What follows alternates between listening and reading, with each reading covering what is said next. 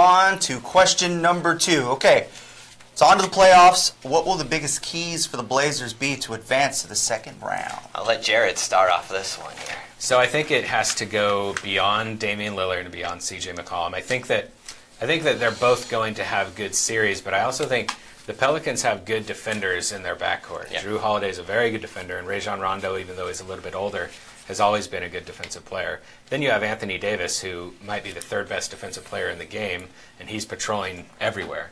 So I think that the Pelicans are probably going to try and take the ball out of Damian Lillard and C.J. McCollum's hands, and in that scenario, you've got to have other players step up. You got to have Yusuf Nurkic convert in the post when he gets the ball out of the pick and roll. You've got to have players like Al-Farouq Aminu, Zach Collins, Shabazz Napier hit wide open three-pointers that they're going to get. And you got to have Evan Turner go in there, take advantage of mismatches in the post against smaller players, hit that mid-range jumper. Yes. I think if you have more players than just Damian Lillard and C.J. McCollum step up, which has been an issue at times this season, I think that they have a really good chance at winning. There's other factors, but to me, that's the biggest thing. I like that. Yeah, and I'm glad. I'm going to focus more on two of the players you just talked about, and that's Yusuf Nurkic and Shabazz Napier. Because the last two matchups against the Pelicans, Yusuf Nurkic has been as good as he's been against anyone all season. He's averaged 20 points a game, 7.5 rebounds, and 3.5 blocks per game in those 2 games against the Pelicans. Yeah. And he's shooting, combined in those 2 games, 17 of 23, 74%. So the Pelicans have an issue stopping Yusuf Nurkic. So he needs to be that type of player in this series for the Blazers offensively. Obviously, defensively, you're going to do what you can against Anthony Davis, but Nurk needs to be a force offensively. And the other guy is Shabazz Napier. And I know 3 of the matchups against the Pelicans, were in the first half of the season.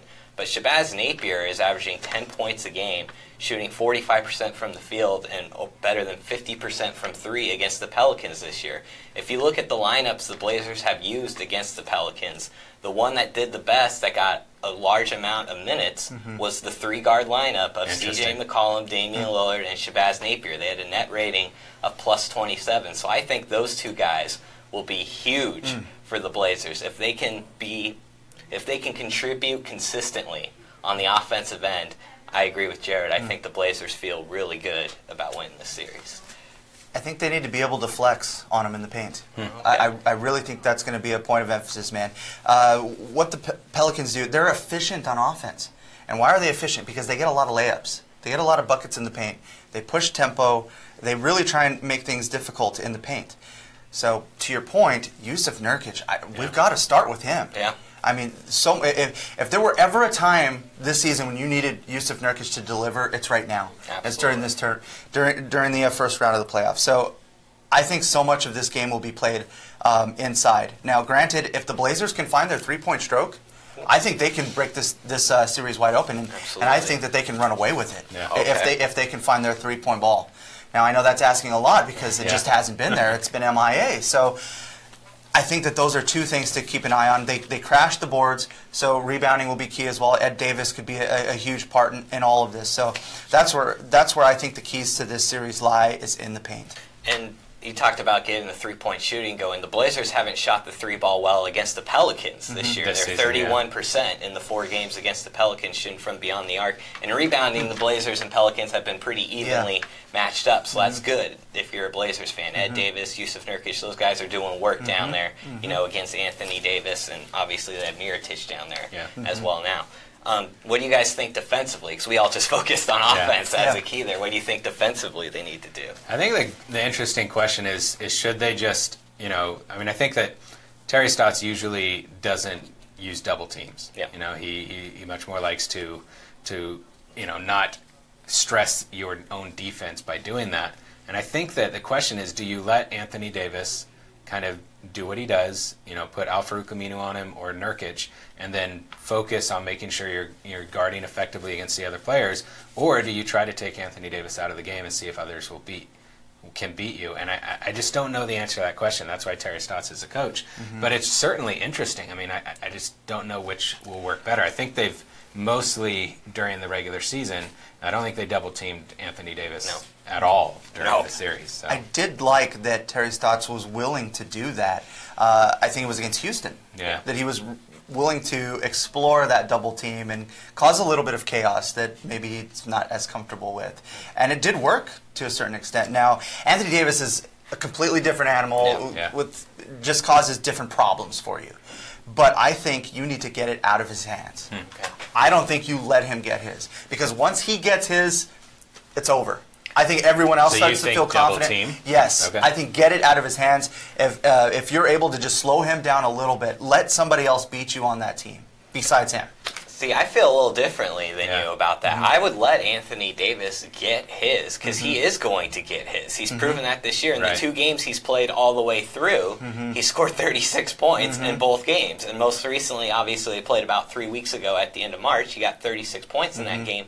But the reason the Blazers still won, Dame took over the fourth quarter, but also is because they limited, to an extent, the shooting percentage of the other guys out there on the floor. The other Pelicans shot 40% from the field, and you might think, well, that's still a pretty good percentage. Well, the Pelicans are the 3rd best scoring team in the league. This is a really good offensive team.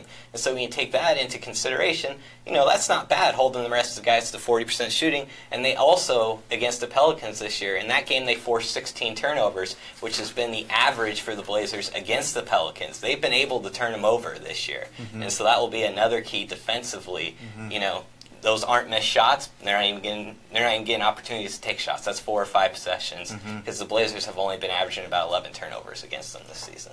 Yeah, I think that the Blazers have 2 very stout defenders in the post, in the starting lineup. I mean, you also have Ed Davis, who's a very good defender, and Zach Collins as well. You've got all these good post players who can play defense, so I think you can probably get away with not having to double-team Anthony Davis. He's still going to get his, and he's probably going to do it efficiently, but I think that you can, someone like Al-Farouq Aminu, even though he gives up pounds and height to Anthony Davis, he can at least make his life difficult on defense, and you don't have to double team.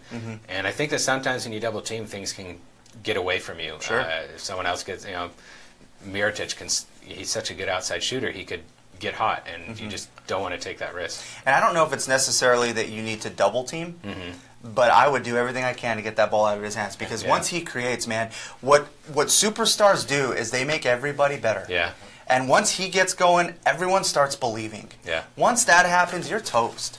Yeah, well, the Pelicans... You've seen Dame do it. Yeah, the Pelicans are kind of like the Blazers in that after, the Pelicans, it's a little more just Anthony Davis and Drew Holiday. For the Blazers, it's Lillard and McCollum. You can put Nurkic in that, too. Yeah. But after that group of guys, you don't really know who's going to be the guy to score. The Pelicans, it could be E'Twaun Moore. It could be Rajon Rondo. It could be Darius Miller. It could be Ian Clark. It could be Solomon Hill, like we saw 3 weeks ago. You don't know who it's going to be. And so that, I think, makes it a little more difficult to double-team Anthony Davis because of the fact you don't know who's going to be the hot hand that night for the Pelicans. And I think sometimes superstars make other teams better when defenses focus on them, and that allows them to get their other teammates involved in areas where they're open or have an advantage.